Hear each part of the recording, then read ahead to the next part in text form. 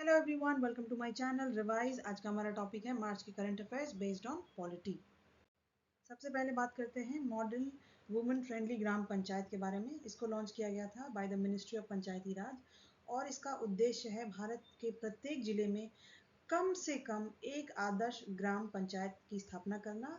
और ये ऐसी पंचायत होगी जो वुमेन फ्रेंडली होगी, गर्ल फ्रेंडली होगी और इंक्लूसिव और रिस्पॉन्सिव होगी टू जेंडर नीड्स। इसके फीचर्स के इसके कुछ विशेषताओं के बारे में जान लेते हैं। सबसे पहला है वर्चुअल ट्रेनिंग प्रोग्राम। इसमें टारगेट ऑडियंस कौन सी होंगी? इसमें इलेक्टेड रिप्रेजेंटेटिव और पंचायत ऑफिशियल्स इसमें शामिल होंगे। इसके टारगेट ऑडियंस होंगे।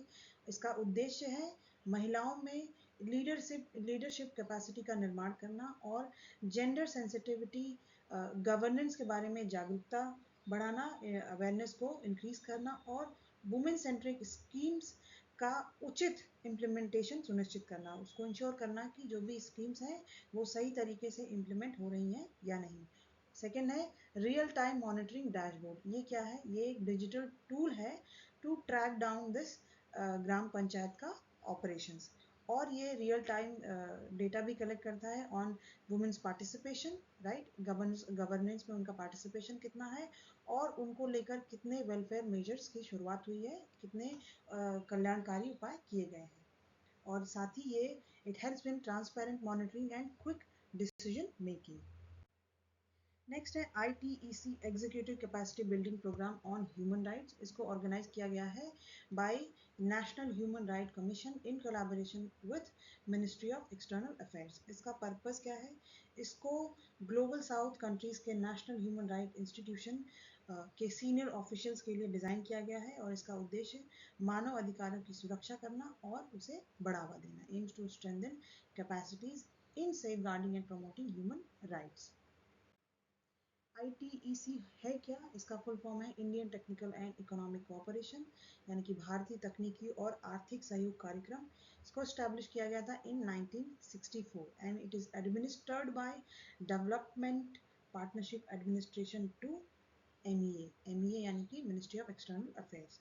इसका उद्देश्य क्या है? इसका उद्देश्य भारत की प्रमुख कैपेसिटी बिल्डिंग इनिशिएटिव के रूप में कार्य करना है, राइट। नेक्स्ट है डेवलपिंग नेशन को ट्रेनिंग, टेक्निकल नॉलेज और स्किल डेवलपमेंट प्रदान करके साउथ साउथ सहयोग को बढ़ावा देना है to promote south south cooperation और भारत की सॉफ्ट पावर और डेवलपमेंटल डिप्लोमेसी को प्रदर्शित करना है, उसे शोकेस करना है।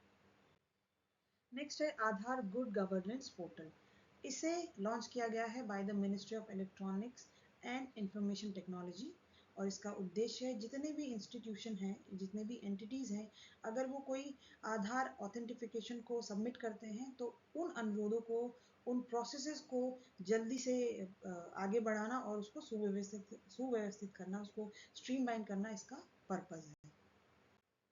इसका ऑब्जेक्टिव क्या है? इसका उद्देश्य क्या है? पहला है ईज ऑफ लिविंग, लोगों के लिए सेवाओं तक पहुंच को आसान बनाना, डिजिटल गवर्नेंस को प्रमोट करना, पारदर्शिता और दक्षता यानी कि एफिशिएंसी को भी बढ़ाना, उसको आगे लेके जाना और फास्ट अप्रूवल, जो भी आधार ऑथेंटिफिकेशन है उसमें उसकी क्लियरेंस में तेज़ी लाना, उसको जल्दी जल्दी उस कार्य को करना और सिटीजन सेंट्रिक सर्विसेज को बढ़ावा देना, एम्पावर करना ऑर्गेनाइजेशन, ताकि इन जो भी संगठन है उनको सशक्त बनाना ताकि लोगों को तेज़ी से और बेहतर सेवा मिल सके।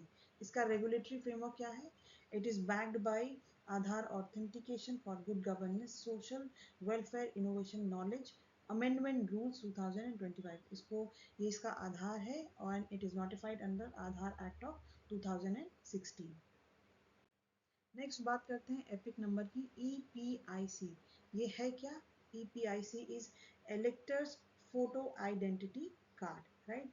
ये भारत में पंजीकृत जो भी मतदाता होते हैं उनको दिया जाने वाला एक 10 डिजिट का एक यूनिक अल्फा न्यूमेरिक कोड है। अगर आपके पास वो इलेक्शन कार्ड हो जिस पे आप वोट दे, जिसको दिखा के आप वोट देते हैं, तो आप देखिए वहाँ पे 10 डिजिट का एक नंबर होगा, ये उसी की बात कर रहा है, राइट। और इसे शुरू किया गया था 1993 में और इसमें मतदाता के विवरण शामिल होते हैं, उसके कुछ डिटेल शामिल होते हैं, जैसे उसका नेम है ना, उसकी आयु, उसका एड्रेस और उसका फोटोग्राफ। इसका उद्देश्य क्या है? इसका सीधा सा उद्देश्य है ताकि इम्पर्सोनेशन ना हो उन्हें पाए, राइट, और इलेक्टोरल ट्रांसपेरेंसी भी सुनिश्चित होने पाए। आप एक अपना, अगर आपके पास वोटर आईडी है तो प्लीज इसको निकाल के देखिए, आपको एहसास हो जाएगा कि ये है क्या।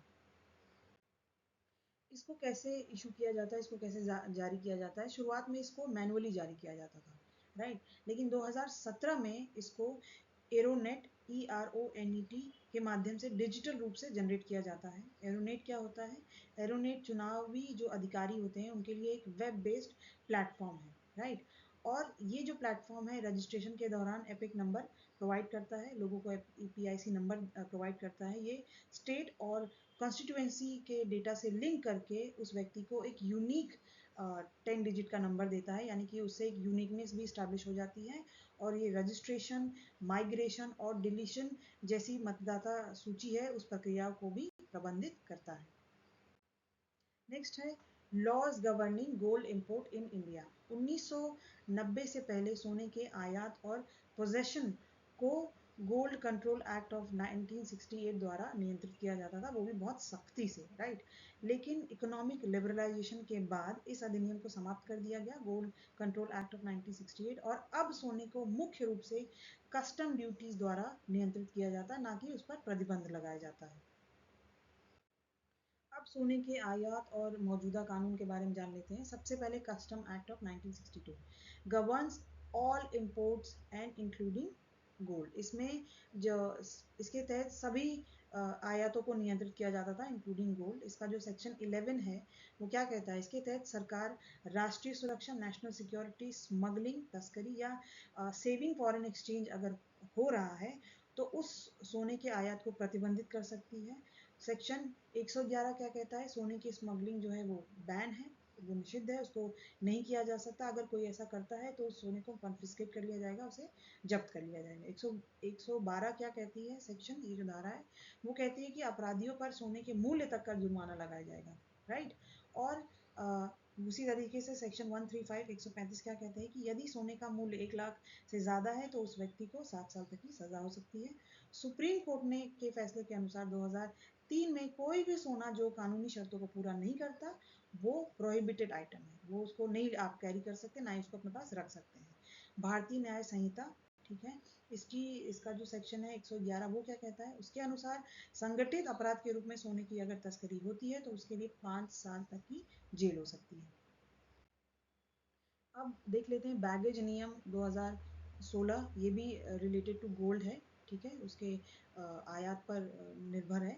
विदेश में अगर कोई व्यक्ति 1 साल से ज़्यादा रह रहा है और उसके बाद वो भारत आ रहा है तो अगर वो पुरुष है तो 50,000 तक का वर्थ का सोना ला सकता है, महिला 1 लाख तक के वर्थ का सोना ला सकती है, वो भी ड्यूटी फ्री होता है, ठीक है। और इंडियन रेसिडेंट है तो इंडियन रेसिडेंट के लिए बिना ड्यूटी के अधिकतम 10 ग्राम सोना लाने की अनुमति दी गई है।